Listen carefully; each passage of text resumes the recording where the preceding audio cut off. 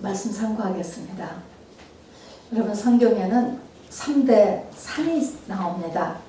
시내산, 산상수훈의 팔복산, 그리고 시온산이지요. 시온산이 재림하시는 주님을 만나는 장소입니다. 그런데 이 시온산에 가려면 우리가 시내산과 산상수훈의 팔복산을 통과해야 됩니다. 즉 신부는 10계명 포함한 계명을 주셨던 그 시온산, 그리고 산상수훈의 메시지로 다듬어져야 한다, 이 내용인 것입니다. 오늘 말씀도요, 이 산상수훈의 한 부분입니다. 아주 귀하고도 중요한 내용입니다. 아까 읽은 대로 마태복음 25장 26절 제가 다시 한번 읽어보겠습니다. 너를 고발하는 자가 있으면 급히 사화하라. 그 고발하는 자가 너를 재판관에게 내어주고 재판관은 옥리를 시켜서 너를 가두는데 진실로 내게 이르노니 내가 한 푼이라도 남김이 없이 다 갚기 전에는 결코 거기서 나오지 못하리라. 여러분, 굉장히 무시무시한 말씀 아닙니까? 여기 보니까 고발자는 우리가 아다시피 사단이에요. 재판관은 하나님이에요. 나를 고발자가 제가닥 재판관한테 아랜다는 것이죠. 그러면 그 재판관이 옥리를 시켜서 나를 가둔다. 옥리는 실질적으로 내가 무언가에 갇히고 묶이는 것입니다. 문제예요. 문제. 그래서 옥에 가두는 것이다. 그래서 여기서 감옥이 나오는데, 감옥이라고 하는 것은 뭔가가 묶이는 것이죠. 불편한 것입니다. 돈의 불편함, 건강의 불편함, 영주권에, 중독에, 또 내면의 어떤 열등감에, 이런 것들에 옥에 집어넣는다는 것이죠. 그래서 옥이 나와요. 여기 보니까 우리 마태복음 이 5장에 보니까 너를 옥에 가둔다 그랬습니다. 옥, 감옥입니다. 이사야서 40장은 신약이 시작하는 장이거든요. 신약 성경의 맨 처음이 뭐냐면 이렇게 외칩니다. 너의 감옥이 이제 끝났다, 이렇게 얘기하는 거예요. 그런데 옥이 끝났는데, 옥살이가 끝났는데 벌을 너희가 2배나 받았다. 참 아리송한 말씀이죠. 옥살이가 끝났는데 너희가 죄악의 사함을 받았는데 여호와의 손에서 벌을 2배나 받았느니라. 이게 도대체 무엇일까? 2배라는 게 또 이 옥하고 연결돼서 나옵니다. 제가 아까 예배 부름 때 읽은 이사야 61장의 말씀, 이건 누가복음에서도 또 주님께서 말씀하셨고, 주께서 공생에 시작하시면서 맨 처음 성전에 들어가서 하신 성경 본문이 이사야 61장인데요. 그때도요, 주의 성령이 내게 임하셨으니 하면서 첫 번째가 나를 보내서 포로된 자에게 자유를 주신다, 이렇게 얘기합니다. 또 눈먼 자에게 눈을 보게 하고 눌린 자를 자유롭게 한다. 우리가 처음에 이 말을 이렇게 들을 때는요, 저도 그렇게 생각했습니다. 우리 가운데 어떤 특별하게 묶여진 사람, 감옥에 간 사람, 또 정말로 소경이 된 사람, 또 뭔가에 하여튼 그 문제가 있는 사람을 하나님께서 이제 구해주신다, 그런 말씀인 줄 알았는데 지나고 나서 깨달았어요. 이게 뭐냐면 나를 얘기하는 것이고 우리 모두를 다 얘기하는 것입니다. 우리 모두의 상태가 하나님 보시기에는 전부 다 감옥에 갇혀 있어요. 우리 모두가 다 눈멀어 있어요. 우리 모두가 다 눌려 있어요. 우리 모두가 다 마음이 상해 있어요, 여러분. 자, 그래서 이게 우리의 상태로구나. 그리고 거기도 첫 번째가 우리가 옥에 갇혀 있다. 우리가 포로됐다는 게 옥에 갇혀 있는 거거든요. 그래서 우리 모두가 옥에 갇혀 있다라고 하는 것이 성경에서 계속적으로 구약성경에서 말씀해 주시는 것입니다. 자, 그래서 오늘 말씀은 우리가 왜 옥에 갇혀 있지? 그 다음에는 이 옥에서 어떻게 나올 수 있는가, 이것을 같이 찾아보려고 하는 것입니다. 감옥에서 탈출해야 되는 거야. 탈출. 그것을 나눠보는 것입니다. 자, 그러면 이 세상은 영적인 세계의 모형입니다, 여러분. 이 세상에서 감옥에 누가 들어가죠? 감옥에 누가 들어가요? 죄진 사람이 들어가죠? 죄진 사람이 들어가는 것이에요. 자, 그러니까 하나님이 보시기에는 우리가 죄인이에요, 아니에요? 원죄를 지니고 가지고 태어나잖아요. 그렇기 때문에 우리는 다 감옥 안으로 태어나는 것입니다. 감옥 속에 던져지는 것입니다. 인간 세상은 거대한 감옥이에요. 인생이라고 하는 것이 감옥이에요, 여러분. 저 노스코리아만 전체 다 감옥이 아니고요.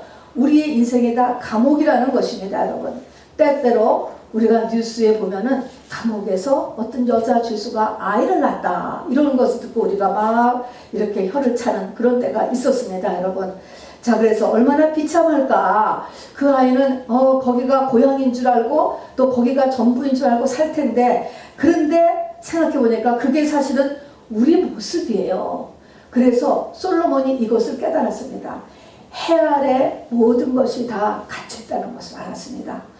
그리고 또 때때로 똑똑한 사람들이 말입니다.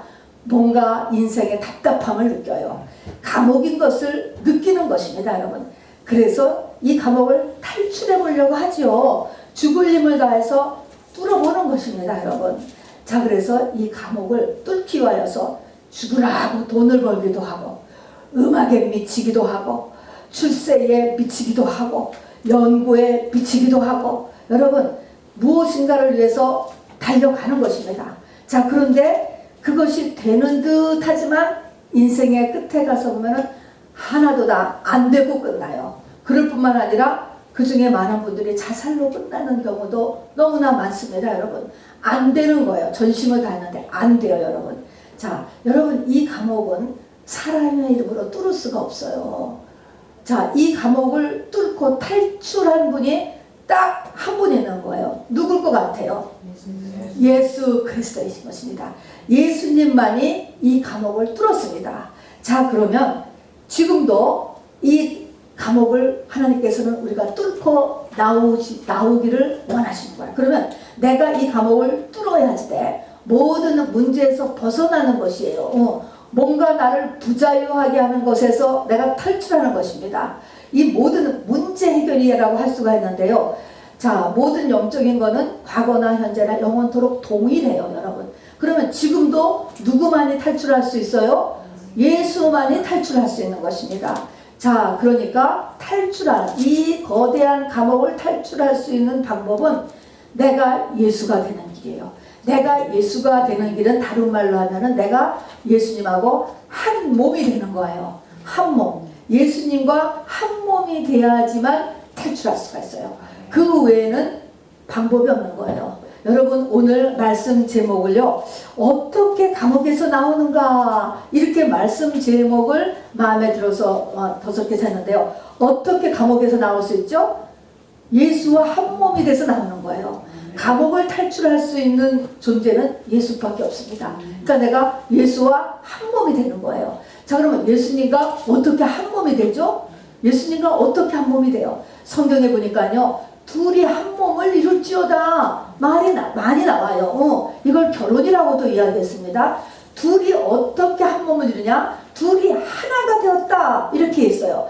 어떻게 하나가 되느냐? 우리가 알다시피 이 하나가 된 상태를 결혼한 상태라고 하고, 이 결혼한 상태를 더 자세히 이야기해서 나의 목이 잘려지고 내 머리 대신에 예수의 목이 붙은 것, 이것을 한 몸이 되었다, 하나가 되었다, 이렇게 이야기하는 것입니다. 이것을 결혼했다라고 이야기하고 예수 그리스도의 신부가 되었다, 이렇게 이야기합니다. 그러니까 내 머리가 바뀌는 거예요. 머리통이 바뀌는 거예요.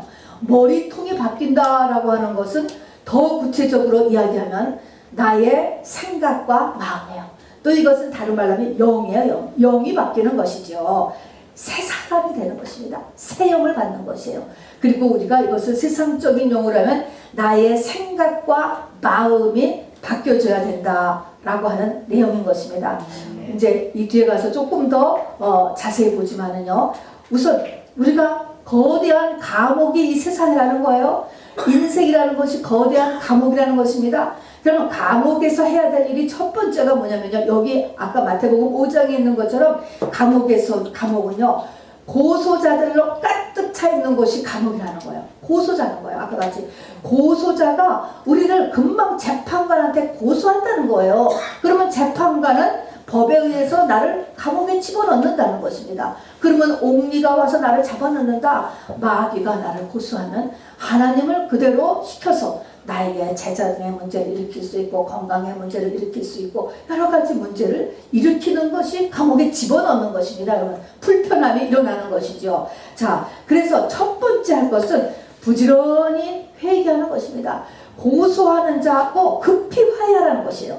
누가 고소자가 너를 고소하거든 길가에서 그냥 인생 도중에서 끊임없이 그 사람하고 그 고소자하고 화해하라. 이 말이 뭡니까? 작은 죄라도 부지런히 회개하라는 것입니다. 자, 그래 가서 뒤에 가서 마태복음 뒤에 가서 보니까 얼마큼 그러면 회개를 하고 회개를 하면 얼마큼 용서해 주니까 하니까 7번씩 70번이라도 해라 그랬습니다.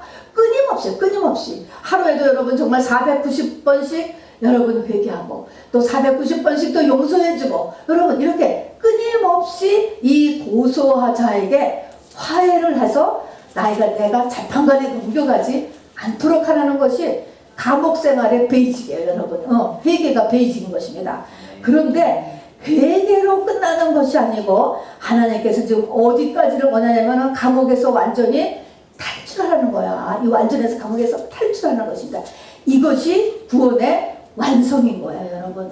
자, 그래서 감옥에서 탈출하라. 자, 탈출은 아까도 얘기했지만 어떻게 되냐면은 예수님하고 한 몸이 돼야지만 탈출할 수가 있어요. 그것밖에 방법이 없다니까요. 자, 그럼 아까도 얘기했지만 생각과 마음이에요. 결국은 이 머리가 잘려진다는 것은 그러면 생각과 마음의 문제에 대해서 저와 여러분은 이제 심각해야 돼요. 여러분, 이거는 초신자나 불신자들에게 하는 이야기가 아니죠. 처음 예수 믿은 사람에게는 이 생각과 마음이 크게 문제되지 않습니다. 결국 이 생각과 마음은 로마서 8장이 돼야 되는 거예요. 로마서 8장은 뭐냐면 죄와 사망의 법에서 생명의 성령의 법이 나를 해방하였다. 감옥에서 놔놓겠다는 것입니다. 해방했다는 것은. 그러면 죄와 사망의 법이 나를 계속 붙잡고 있다요. 붙잡고 있는데 이것은 사도 바울은 7장에서 이것을 통과한 것입니다. 여러분, 목이 잘려서 예수가 붙은 거예요. 그러면 우리가 로마서 6장 7장을 통과해야 되는 것입니다. 굉장히 어려워요. 자, 로마서 7장은 6장 7장은 어떤 내용이냐면 내 안에 사도 바울 아니에요. 여러분, 사도 바울의 아니라는 것은 사도 바울의 생각과 마음이 육신의 소욕과 성령의 소욕이 계속 싸우는 것을 묘사해 놓고 있습니다.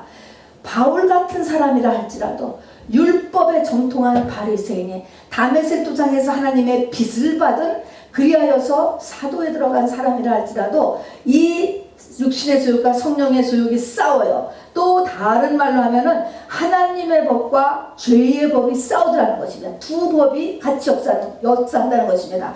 그런데 바울이 자기를 이렇게 보니까 죄의 법이 하나님의 법을 이기더라는 것입니다. 여러분, 그래서 죄의 법에 자기가 사로잡혀 오는 것을 보는도다 이렇게 하는 것입니다. 여러분, 성령의 소욕이 보다 바로 이 육신의 소욕이 더 강하더라는 것입니다.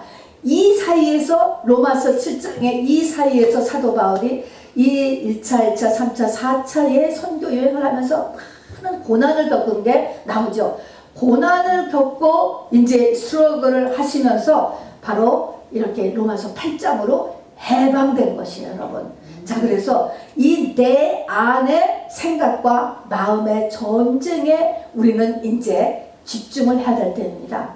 레위기 25장을 보면요, 희년의 규례가 나와요. 희년. 다 된 것이죠. 희년이 다 풀어지는 거잖아요.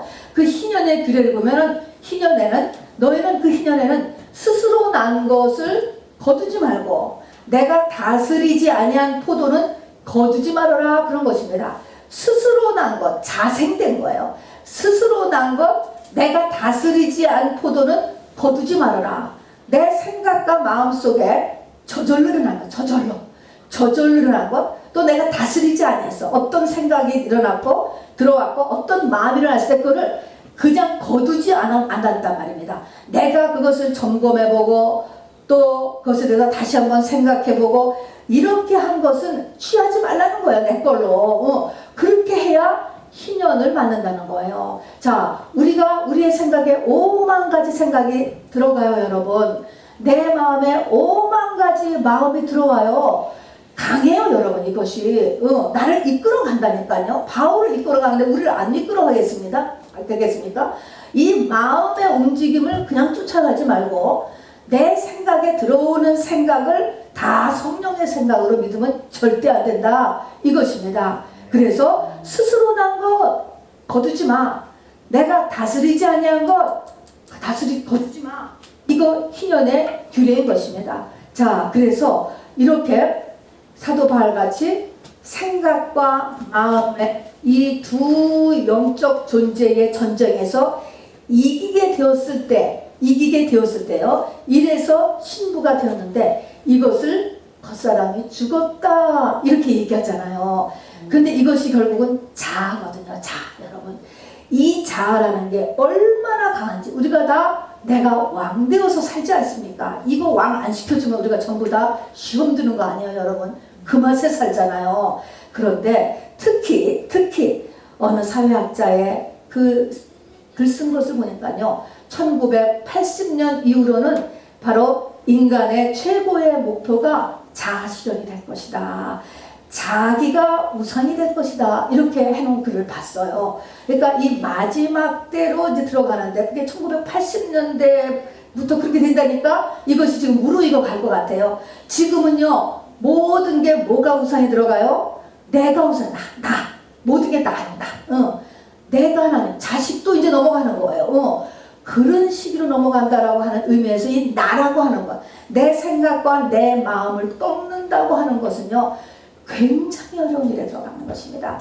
정말 좁은 길이라고 정말 생각을 합니다. 자, 이런 길에 저와 여러분이 지금 이렇게 하나님의 인도함을 받았습니다. 끝까지 승리하는 저와 여러분이 되시기를 꼭 부탁드립니다. 자, 그래서 다시 아까로 돌아가면요, 감옥에서 나오기를 원해요. 나오는데 한 홀이라도 갚지 않으면 못 나온다. 빚을 완전히 한 푼이라도 남김이 없이 다 갚기 전까지는 결코 거기서 나오지 못하리라. 이렇게 우리 마태복음 5장에서 예수님께서 말씀하셨습니다. 자, 그럼 이제 좀 더 구체적으로 내 생각과 마음을 꺾는다, 겉사람을 죽인다 라고 하는 그 의미를 다시 설명하는 거예요. 지금 그것이 한 푼이라도 갚지 못하면 못 나온다. 이 말은 그냐면 내 죄를 그냥 깨끗이 죽기 1초 전까지 죄를 깨끗이 씻어야지만 된다는 얘기인가?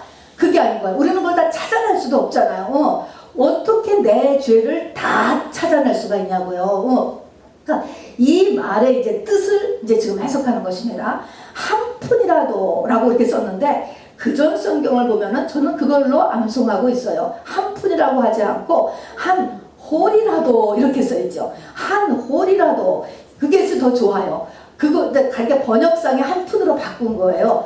홀이라고 하는 이 단어가 원어로 이렇게 보면은 쿼터입니다. 25센트. 그러니까 너가 빚을 졌는데 이제 돈으로 치면 빚인데 빚에서 25센트까지 다 갚지 않으면은 옥에서 안 내준다. 이런 말로 쓰신 거예요. 자, 그러면은 25센트 쿼터를 홀이라고 했어요. 자, 그러면 쿼터라고 하면 뭐야? 4분의 1이잖아요. 4분의 1. 4라고 하는 숫자가 중요한 것입니다. 이것이 상징인 것이죠. 4. 내가 네 가지를 다 갚아야 된다는 거예요. 그래서 넷이라고 하는 것은 성경에서 늘 이야기하듯이 동서남북 전체를 이야기하는 것입니다. 동서남북은 전체. 그래서 성경에는 에덴에 네 강이 흘러므로 인해서 에덴이 됐고요. 또 사복음서를 통하여서 예수님을 다 소개했고요. 또 그래서 이 나의 모든 것을 얘기하는 거예요.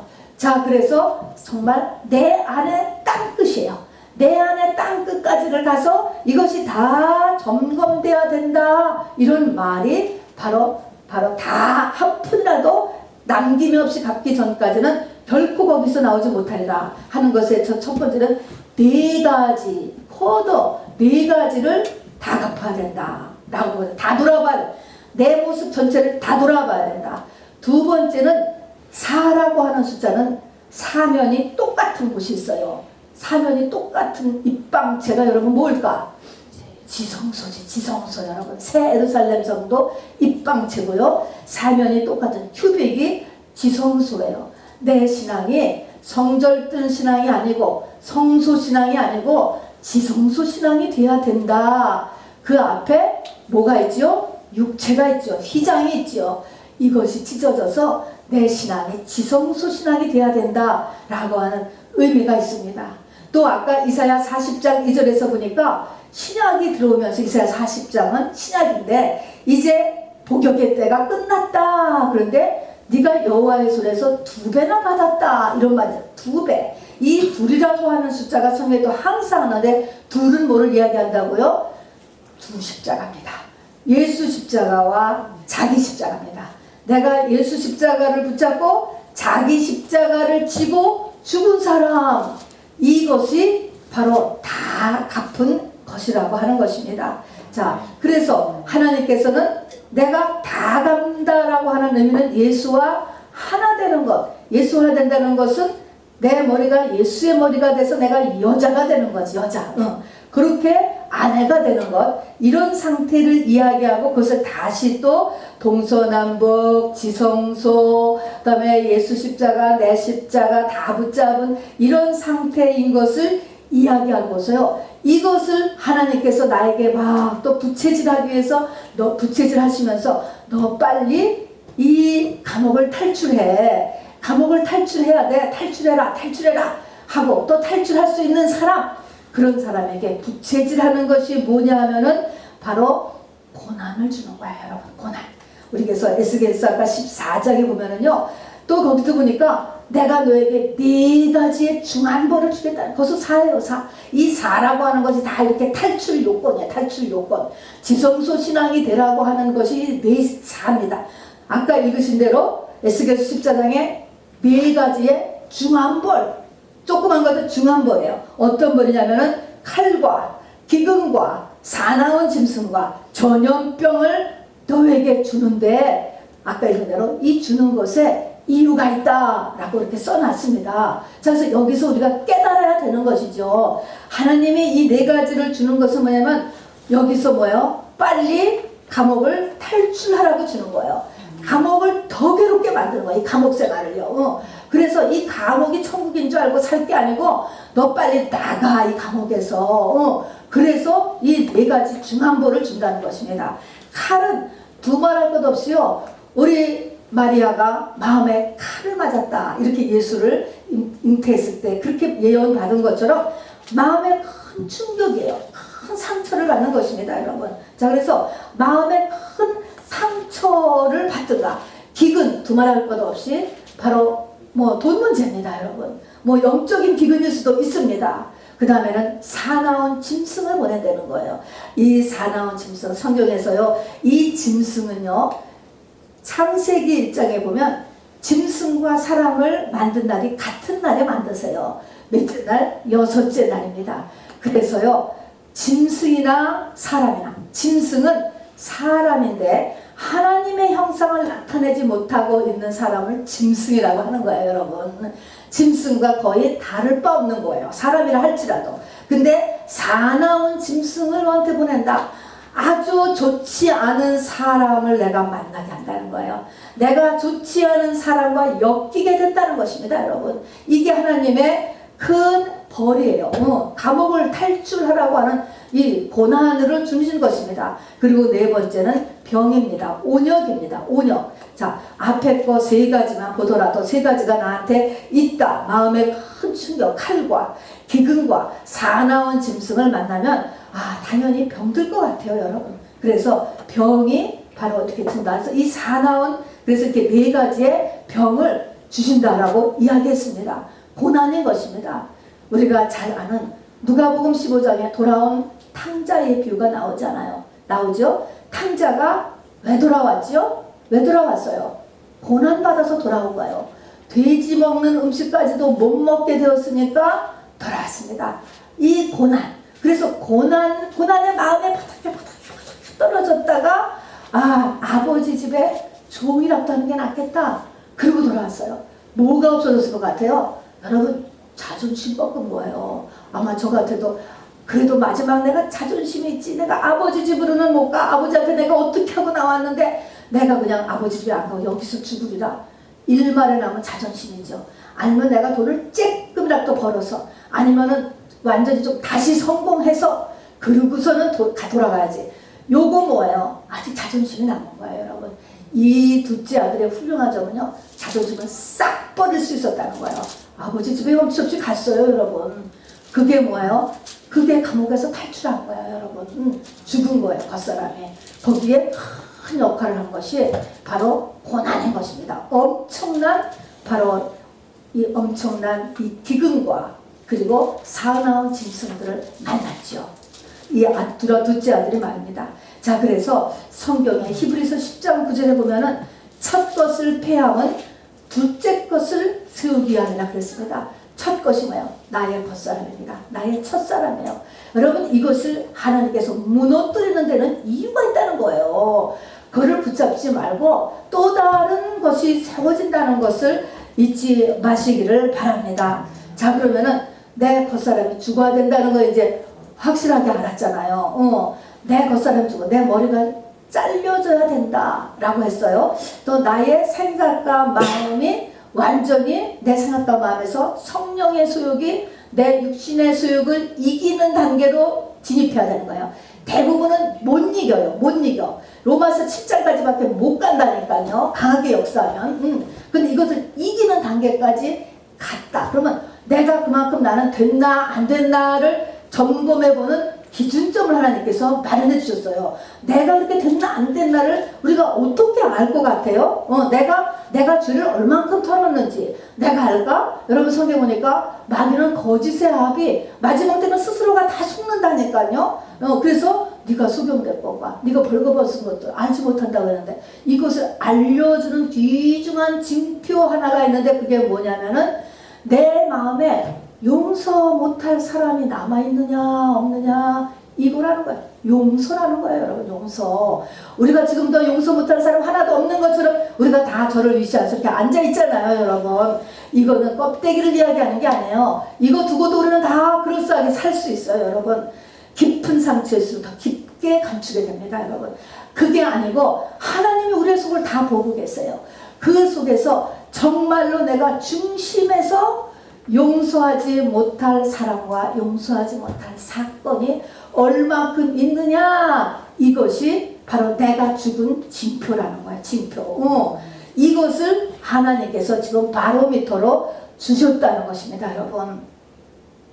자, 그래서 이것을 들어가기 전에 우리는 날마다 죄를 회개하죠. 예배 때마다 우리 항상 죄를 회개해요. 또 깨달은 죄를 회개하고요. 자, 그런데 이제는 우리가 조금 더 성숙한 성도가 되어서 성경을 자세히 보니까 주기도문만 보더라도요, 우리가 우리에게 죄 지은 자를 사하여 준 것 같이 우리의 죄를 사하여 주옵시고, 이렇게 기도하잖아요. 우리 맨날 나에게 죄 지은 자를 내가 사하여 준 것 같이 내 죄를 하나님 사하여 주옵소서, 이렇게 기도를 해. 그러면 전제 조건이 뭡니까? 내가 내 이웃의 죄를, 나에게 죄 지은 자를 용서를 해줘야만 하나님 내가 그거 잘못했는데요 라고 내가 오늘 회개를 한 것이 올라간단 말입니다. 죄사함이. 놀랍지 않아요? 또 그 다음에 오늘 마태복음 18장에서도요 나오잖아요. 형제 죄를 용서하지 못하는 것. 용서가 탕감이에요. 탕감. 거기 보니까 10,000달란트 빚을 탕감받았는데 형제가 100데나리온 짐진 거를 용서 못했어. 이 차이는 60만 대 1이에요. 사실 100데나리온만큼의 나한테 피해를 입혔다. 그것도 석 달 월급이라고 하니까 한 6만 불은 되지 않겠습니까? 누가 내 돈 10,000불을 떼어먹었을 만큼 피해를 입혔다. 큰 거예요. 그러니까 내가 펄펄 뛸만도 하잖아요. 근데 이거는 돈을 얘기하는 게 아니고 이제 그만큼의 나의 피해를 이야기하는 것이죠. 근데 그거를 용서 못했을 때 10,000달란트, 이거는 예수 그리스도의 죽으심으로 인해서 나에게 일어난 은혜인데, 그거를 다시 스탑하고 나를 다시 옥에 가두라고 이렇게 명령을 내리는 거예요. 자, 그렇다면은 이 두 가지 마태복음 18장에 이런 용서 못한 이런 종의 비유나 또는 주기도문의 비유를 보면은 내가 내 마음에 누구를 용서하지 못하고 있으면 내 죄가 지금 사해져 안 사해져?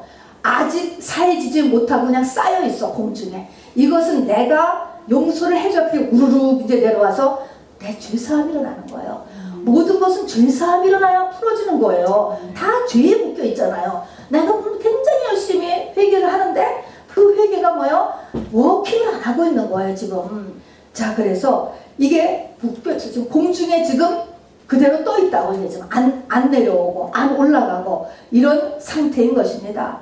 자, 그래서 이제 이 얘기를 들으니까 그래, 그럼 내가 나를 위해서 억지로라도 내가 용서를 해야 되겠구나. 용서하자. 여러분, 이렇게 여러분 마음을 먹지요? 그럼 아멘이죠? 근데 그게 그렇게 되느냐? 안 된다 이것입니다, 여러분. 안 돼요, 여러분. 그런 거는 우리가 다 했어요, 여러분. 다 했어, 의지적으로 하는 것은.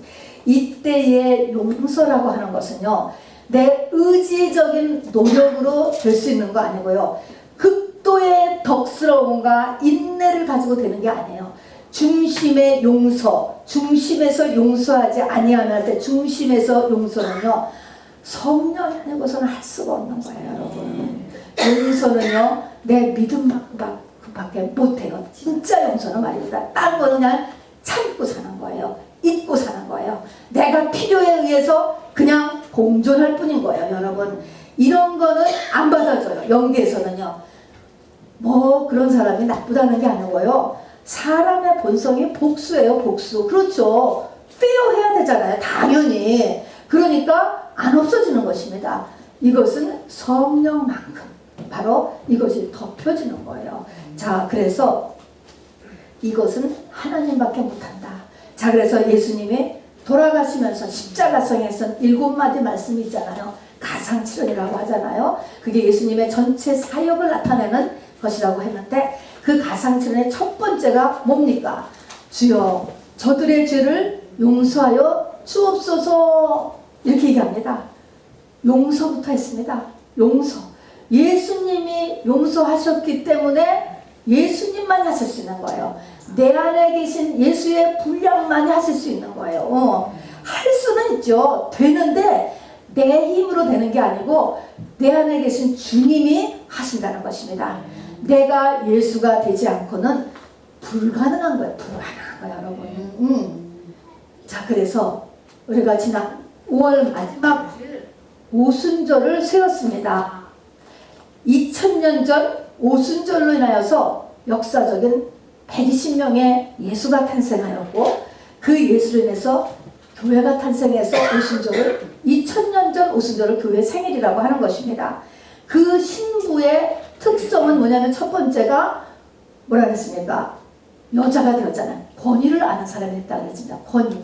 머리가 남자로 바뀌었어요. 그래서 그 뒤에 보면은 이 안에 여자 된 사람은 사도 바울이 끊임없이 머리에 모자를 써라, 머리를 길러라, 자기 머리를 가리라는 것이에요. 나는 내 머리가 아니고 내 머리는 지금 예수님이 내 머리야. 이거를 나타내는 거가 성경이 말하는 아내고 신부라고 하는 것입니다. 예수님의 신부. 그래서 예수님의 신부가 된 사람, 오순절을 통과한 사람은 첫 번째가 하나님의 권위를 아는 사람이에요.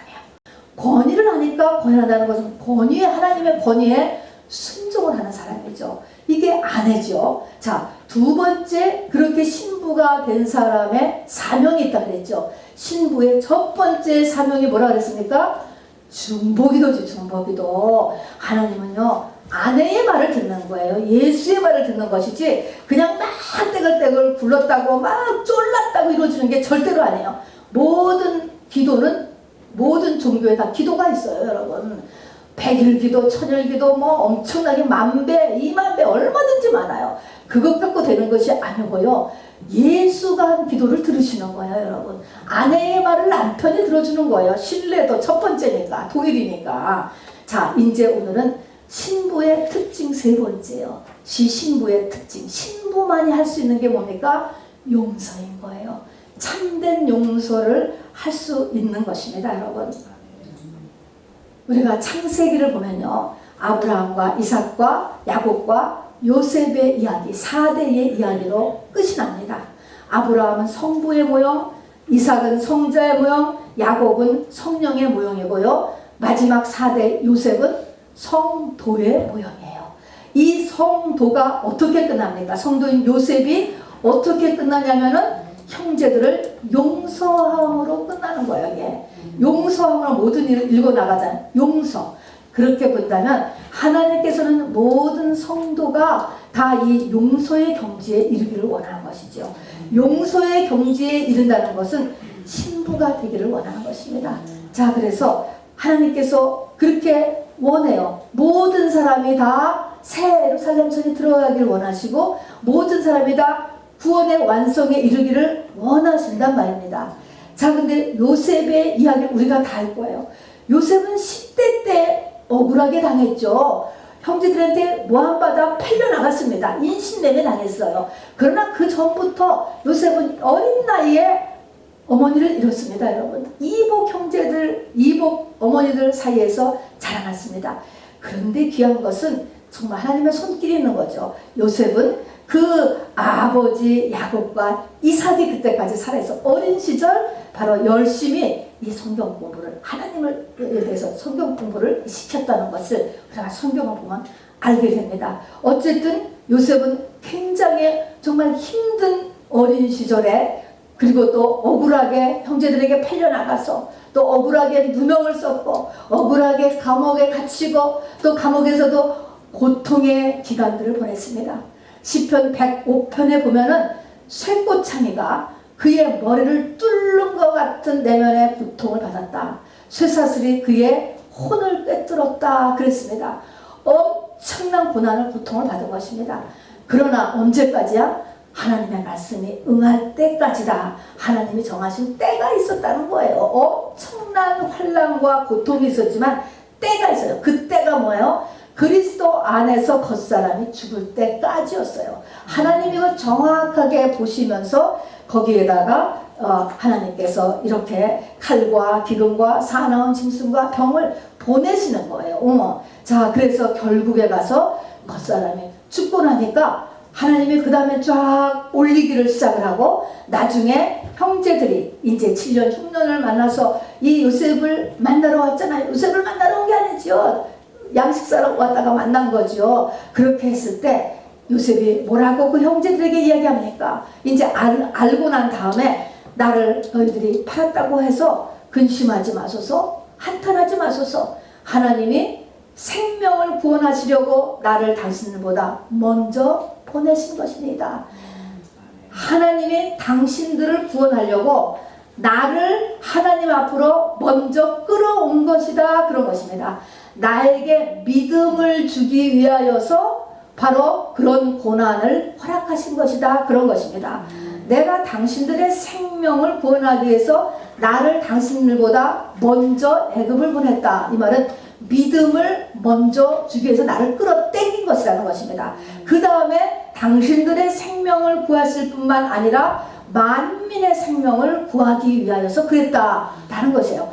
여러분, 놀라운 것이죠. 놀라운 것이죠. 자, 그래서 당신들은 두려워하지 마소서. 창세기 50장 21절입니다. 내가 당신들과 당신들의 자녀를 기르리이다 하고 그들을 강복한 말로 위로하였더라. 이것이 바로 성도의 가야 될 지점이고 우리 모두가 가야 될 지점인 것이죠. 자, 그래서 나를 먼저 하나님께서 믿음의 사람으로 만드셨고 그래서 우리 가족들을 구원하게 하셨고 그 다음에는 만민을 구원하시기 위해서 그렇게 하셨다라고 했습니다. 여러분, 그러나 이것이 결코 쉬운 일이 아닙니다. 이 말을 하면서 여러분, 요셉은 바로의 궁에까지 그 소리가 들릴 만큼 방송대곡을 하였다라고 했습니다. 여러분, 요셉은 AI가 아니에요. 여러분, 기계가 아니에요. 그 마음에 얼마나 많은 울음이 있었는지 그것이 터쳐나오는 것입니다. 여러분, 이런 과정을 성경에 써놓고 있었죠. 여러분, 마태복음 18장을 여러분 한번 잠깐 열어보시기 바랍니다. 열어보셔요. 마태복음 18장 30절 우리 아까 읽었습니다. 읽었을 때 읽어서 마태복음 18장에 보면은 21절에 보면 그 앞에 19절 20절을 보면은 너희 중에 두 사람이 땅에서 합심하여 구하면 내 아버지께서 그들 위하여 이루게 한다. 자, 그런 다음에 21절 그런 말씀 하셨어요. 이것이 앞에서 오면 땅에서 매면 하늘에서도 매고 땅에서 풀면 하늘에서도 풀린다 라고 하면서 이것이 또한 천국 열쇠다 이런 말로도 말씀하셨어요. 천국 열쇠라는 거예요. 이 천국 열쇠가 뭐냐? 22절이 그때에 베드로가 나와 주여 형제가 내게 죄를 범하면 몇 번이나 용서해 주리까. 그때라고 하는 그때가 뭐냐면 이게 그때, 그러니까 이게 뭐를 얘기하냐면 어떤 일이 땅에서 풀면 하늘에서도 풀리고 땅에서 풀면 하늘에서도 묶인다. 이 천국 열쇠를 언제 갖느냐? 이것이 용서할 때 갖는다 그 말인 거예요. 그때에라는 거. 그때에서 쭉 연결해서 하는 말이 중심에서 형제를 용서하면 바로 그것이 땅에서 푸는 거가 되는 거예요. 그거를 못하면 땅에서 내가 묶고 있는 것이 돼요. 이것을 풀면 이것이 천국 열쇠를 받는 것이고 이것이 내가 교회가 되는 것이에요. 그리고 여기 보면 그런 이 땅에서 진실로 용서한 사람 두 사람이 모이면 두 사람이 그 사람이 합심해서 뭔가를 구하면 무엇이든지 이루어진다는 것입니다. 그것이 성경에 말하는 의인인 것이에요. 소돔 고모라 성에 이 의인 10명이 없어서 망했잖아요.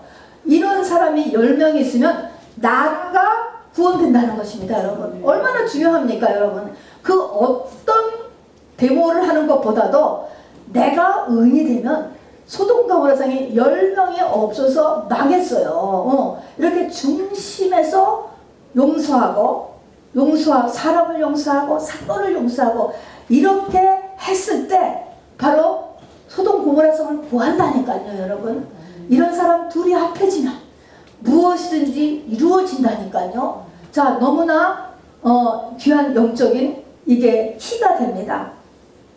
자, 그래서 신부 두 사람이 필요한 거예요. 그래서 천하 만물이 이런 하나님의 아들이 나타나기를 탄식하며 고대하고 있어요. 모든 것이 다 회복되니까. 자, 여러분 결론입니다. 말씀을 마무리합니다. 우리는 거대한 감옥에 태어난다는 것을 아시기 바랍니다. 우리의 인생이 감옥이고요. 육체를 지니고 있다는 거가 감옥이에요. 육체 안에 사는 게 감옥이에요. 여러분. 이 육체가 감옥인 것이에요. 이 흙으로 되어진. 그리고 이 해 아래에 있는 역사라고 하는 것이 감옥이에요. 그래서 우리는 감옥에 태어난 사람들이야. 전부 다. 이 감옥을 에덴인 줄 아시면 안 돼요. 여러분. 이 감옥에는 특징은 뭐냐? 고발자가 가득해요. 세상 임금이 막이라 그랬어요. 여러분. 그래가지고 고발자가 끊임없이 나를 이 세상 위에 계신 재판장인 하나님 앞에 항상 고발하는 거예요.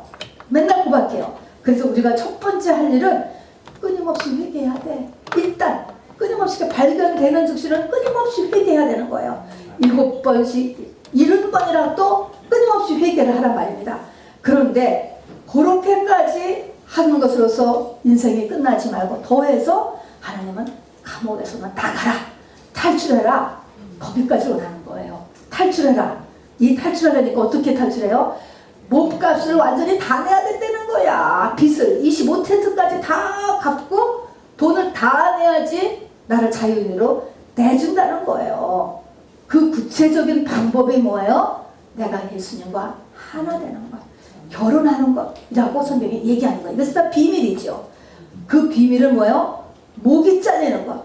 내 생각과 마음에서 성령의 소욕이 육신의 소욕을 이기는 상태로 돌아가는 거야. 도대체 이게 10대 8, 7대 6, 이렇게 막 가다가 계속 이겨. 항상 성령의 소욕이 이겨. 이런 상태로 변해가는 상태. 육이 있는 한 안 나올 수는 없어요. 이 육신의 소욕과 또 죄의 법이 역사를 안 할 수는 없지만 너끈히 이겨내는 거예요. 이제는 쉽게 그냥 이렇게 넘어갈 수 있는 이런 때가 되는 거가 머리가 바뀐 거예요.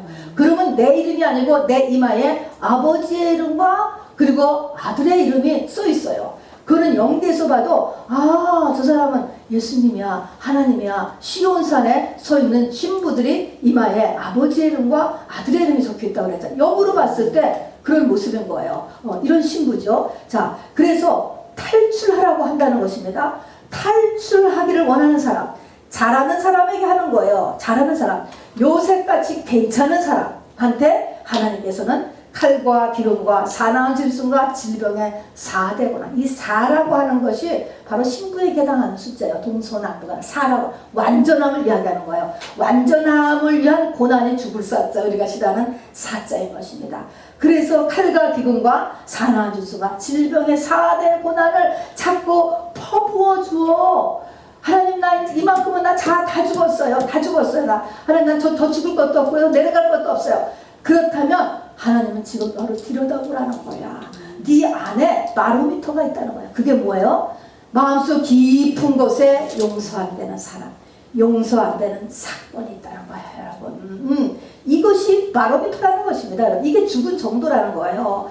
자, 내 안에 깊은 곳에 용서가 안 되는 사람이나 사건이 있으면 뭐가 내 안에 숨어 있을까?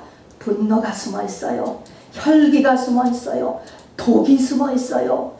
병이 숨어 있어요. 육체의 병이요. 항상요. 저도 그래요, 여러분.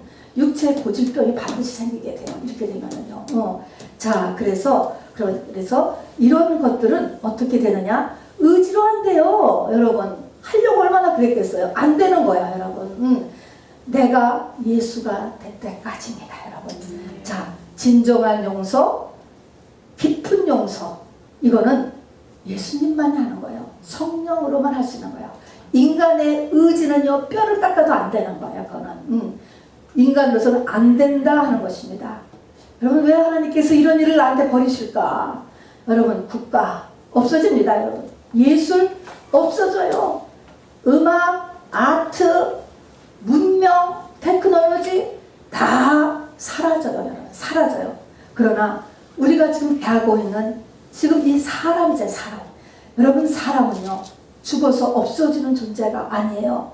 세상 모든 것들의 수명은요, 하나님이 보기에는 모기의 수명과도 같은 거예요, 여러분. 사람만이 불멸의 존재예요. 불멸의 존재.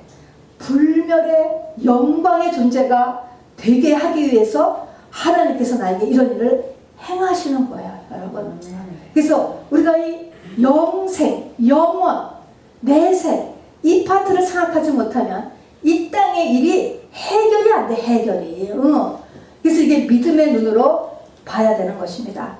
그래서 이사야 61장, 제가 맨 처음에 예배 부름 때 읽은 거기에서 보면은, 그래서 그 감옥을 탈출한 사람, 그 보르된 자에서 바로 자유케 된 그 사람, 그런 사람은 이사야 61장에 끝에 가서면 그런 사람은 이 땅에서 하나님의 영광을 드러낼 자다. 그런 사람은 오래 황폐되었던 곳을 다시 세울 자다. 이 땅에서 일어나는 것입니다. 이 사람으로 인하여서 쓰는 거예요. 다시 다 일어나는 것입니다. 그리고 이 땅에서도 배를 얻는다. 이게 두 배 모든 것이 요비에 여기까지 배를 얻고 영원한 기쁨이 있고 그들의 자식은 여호와께 복받은 자손이라 불린다는 거예요. 여러분, 대한민국도 지금 복받았다고 불리워요, 여러분. 이런 사람들이 났었다라는 것입니다, 대한민국의 과거에. 그렇기 때문에 지금 동남아에서 대한민국 복받은 나라로 들어가요, 여러분. 여러분, 이것이 그치지 아니하고 계속적으로 이 예수 그리스도의 신보가 계속돼야 돼요. 저는 우리 이민자들 사이에서 바로 이런 예수 그리스도가 나서 정말로 이 미국은 지금 전 세계의 패권국 아닙니까? 전 세대의 마지막 때를 이끌어가는 저와 여러분이 참 되었으면 좋겠습니다. 저의 비전이고 저의 소원입니다, 여러분. 우리 이 시간에 말씀을 생각하시면서 우리 하나님의 관심은 나예요, 나. 여러분, 여러분의 자녀도 아니고요, 배우자도 아니고요, 다 배경이에요. 나입니다, 여러분. 내가 이렇게 하나님께 복받은 자, 감옥을 탈출한 사람이 되기를 원하시는 것입니다, 여러분. 자, 이것을 위하여서 이 시간에 자기 자신을 위해서 같이 기도하시기를 바랍니다. 주 예수여.